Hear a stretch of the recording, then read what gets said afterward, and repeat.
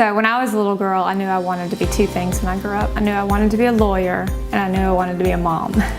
And so if I wasn't carrying around a baby doll of some sort, I was toting around this junior executive briefcase that my grandfather gave me. So I went around the house and got every single document that looked to be important, probably my parents' bills, and put it in that briefcase, and I carried that thing around everywhere I went, and I was pretending to be a lawyer. But it really wasn't until about 10 years later, when I got my first job at a law firm at 16, that I knew what it meant to be a lawyer.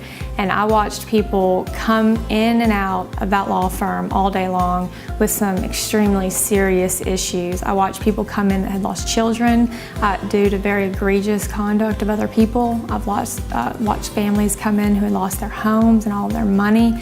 And I had the privilege of watching these lawyers take on these cases and help these people and step up to the plate and step in the shoes of for these people who had no one else to rely upon and nowhere else to turn. And it was then that I realized that's what I want to do when I grow up. I want to grow up and be somebody that somebody can turn to when they have nobody else to help them.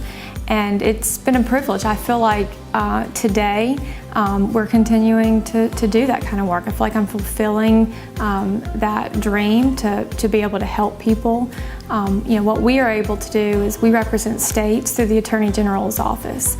And when there's a company who commits fraud, it costs taxpayers and states millions and millions of dollars. Just like a consumer can be frauded, the states can be frauded as well. So we're able to step in on behalf of the states and essentially on behalf of all of the citizens of that state, and to fight against that fraud and fight against those deceptive and manipulative schemes and practices, and try to recover some of that money back to the states and put it back into the taxpayers' funds.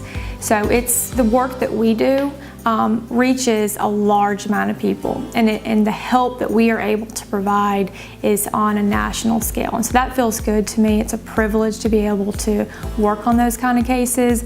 So I may have known at 6 that I wanted to be a lawyer, but I really knew at 16 why I wanted to be a lawyer, and the work that we do here at Beasley Allen and the help that we're able to provide people on such a massive scale is why I wanted to be a lawyer. And it's a privilege to be able to fulfill that childhood dream of helping people, and it's a privilege to be able to work here at Beasley Allen and to be able to work on the type of cases that we work on and to help such a large amount of people throughout the country.